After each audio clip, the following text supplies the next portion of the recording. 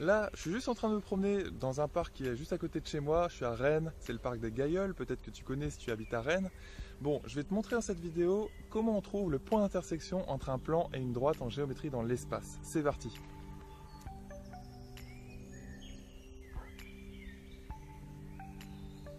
Si jamais dans un exercice de géométrie dans l'espace, on te demande de trouver les coordonnées du point d'intersection, enfin de trouver le point d'intersection entre un plan et une droite, et plus précisément de trouver ces coordonnées à ce point d'intersection, il faut te demander si auparavant déjà tu n'as pas une équation cartésienne du plan ainsi qu'une représentation paramétrique de la droite. Tu te souviens, une équation cartésienne d'un plan, c'est une équation donc cartésienne. Cartésienne, c'est quand il y a du x, du y et du z. Et notamment une équation cartésienne de plan, plus précisément, c'est ax plus by plus cz plus d égale 0. Donc sûrement que tu as une équation comme celle-ci juste avant dans une des questions dans l'exercice. Tu vois, donc cherche-la, ou peut-être que tu l'as déjà, que tu la connais. Et donc si tu la connais, ça veut dire que tu connais le a, le b, le c et le d. Ces quatre coefficients-là dans cette équation. Un exemple, par exemple, ce serait 2x plus 3y moins z plus 10 égale 0. Tu vois? Et ça, c'est vraiment une équation cartésienne d'un plan. Et regarde aussi si tu as une représentation paramétrique de la droite dont on te parle.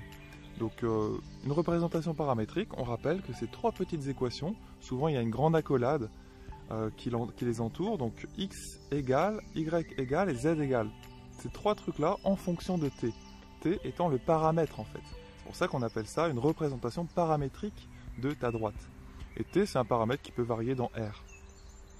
Et une fois que tu as réuni ces quatre choses-là, donc l'équation cartésienne du plan et les trois petites équations en fait, qui forment la représentation paramétrique de la droite, ça y est, tu vas pouvoir résoudre le système pour trouver les coordonnées du point d'intersection entre la droite et le plan considéré. Pour trouver le point d'intersection, il faut simplement résoudre le système, comme je te le disais, et donc tu vas remplacer, la méthode classique en fait, c'est de remplacer dans l'équation cartésienne du plan x, y et z respectivement par le x, le y et le z qui sont en fonction de t dans la représentation paramétrique de la droite.